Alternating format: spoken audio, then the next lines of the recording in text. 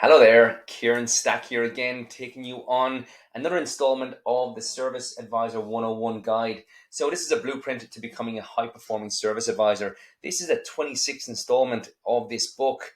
And if you're just joining me for the first time, I would highly advise you to not watch this one and go back to the very, very start, because starting here will not work favorably for you. Start at the start and work your way through these stages is my advice to you. All right, so we're moving to page 22, and the next discussion point is that high performing service advisors prioritize their health. So, take lunch every day. You guys familiar with that topic? Lunch? You familiar with that time of the day where you depart from your desk between the hours of like 12 and 1 thereabouts, and you consume some food, and then you get some fresh air, and then you go back to your desk refreshed, revived, and it's good for your mental health and your physical health. You familiar with that concept? I hope you are, because service advisors who don't take lunch every day, big no-no for your longevity in this role. So take lunch every day, guys. Get into this habit. You have to. Managers, make sure that your team are taking their lunch. It's one of the first things I look for at a dealership that I visit. At a dealership visit, I will always ask, are service advisors taking their lunch breaks?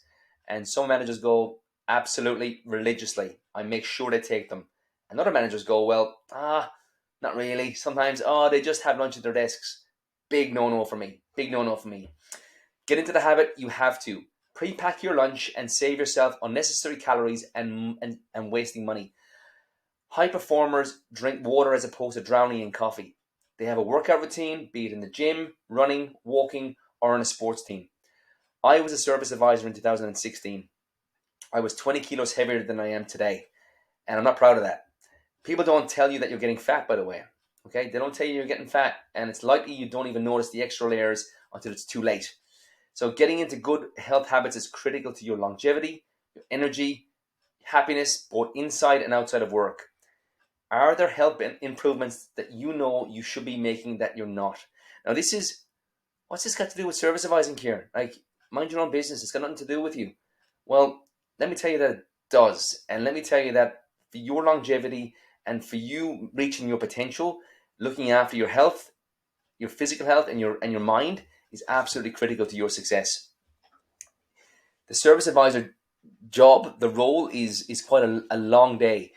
Often we're starting at even before 7 a.m., not getting a break during the day, and we're not finishing until 5:30, 6 o'clock, even later than that some days. Some of you work a 12-hour day. I know that because I've done it myself. Some of you work even longer, plus the commute, and that's not good. That's not healthy. That does not describe a job that you want to be in for a long time. So it's important, again, that you create these systems and strategies that allow you to take a lunch break. Again, everything we've done so far in this book has caused you to think about, how can I implement new strategies and ideas to make my work not easier, just smarter? How can I make my life, how can how can I run my job as opposed to my job running me? Because it's important that you have an open mind. It's important that you are fresh and healthy and not drowning in this role.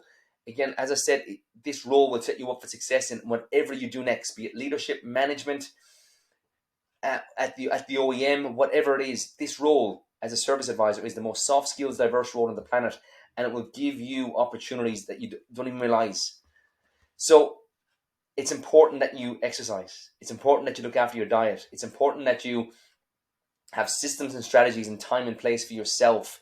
Now, if you're like me, you might have kids. I've got 4 kids, in fact, and for me to fit in a workout or a walk or gym, it's quite challenging.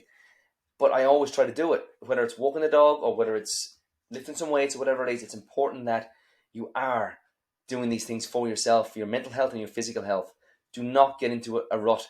Again, if you're eating incorrectly, if you're getting fast food every day, if you're eating on the go, if you're putting in for takeaway on the way home, it's not good.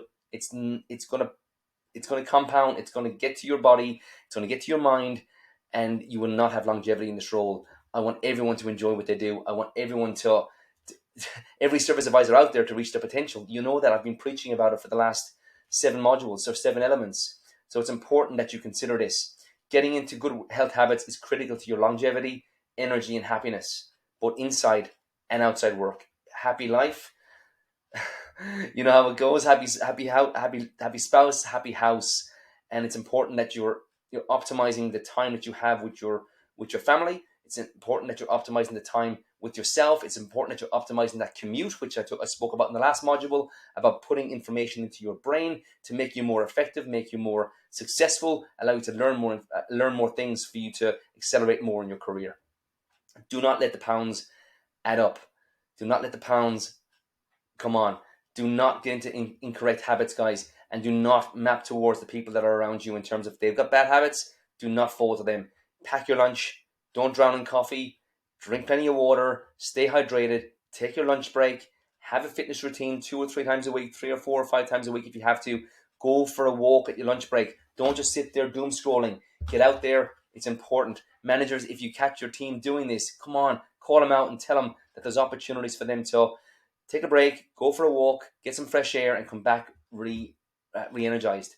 So let's see where we can move the needle and perform better in this area. How do you rate? How do you rate the priority that you give your health? So it could be a 9 out of 10, guys. It really could here, or it could be a lot lower than that. Some of us don't focus on our health at all, and it's important that you consider it and go, do you know what?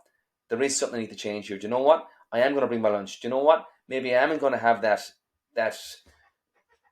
fast food today. Maybe I am going to pack my lunch. Maybe I'm not going to have those 15 coffees. Maybe I'm just going to change some part of my lifestyle. Maybe I am going to walk a longer distance. Maybe I am going to park my car further back. Maybe I am going to go for a walk at lunchtime. Maybe I'm not going to just doom scroll on my phone. Maybe I'll go for a walk with my headphones and get some clear my head and listen to some music or listen to an audiobook. There's opportunities galore, and those are numerous things you can do right now to increase that rating. I implore you to do it. Managers, get into the ear of your service advisors. Do not let them sit at their desks eating their lunch. That's, first of all, not appropriate from a brand perspective and what you're trying to project from a premium dealership experience, but it's not appropriate to the longevity of your advisor. If you're letting that happen, shame on you. Do not let it happen. Send them off. Get them into the lunchroom. Get them out and about. Get them out of the office. And if someone is eating fast food every single day, call it out and go, hey, I'm noticing this. Save your money. Pack your lunch. But monkey see, monkey do. If you're doing it, they'll see it as acceptable because they're probably modeling you, Mr. Service Manager or Miss Service Manager. So let's get on. Let's take it to the next level. Reach your potential. Don't settle for mediocrity. Let's get better as an organization, as a department in your dealership. Get better. Move the needle. Get better results. And I will see you in the next lesson. All the best. Thank you for joining me. Have a great day. Thank you.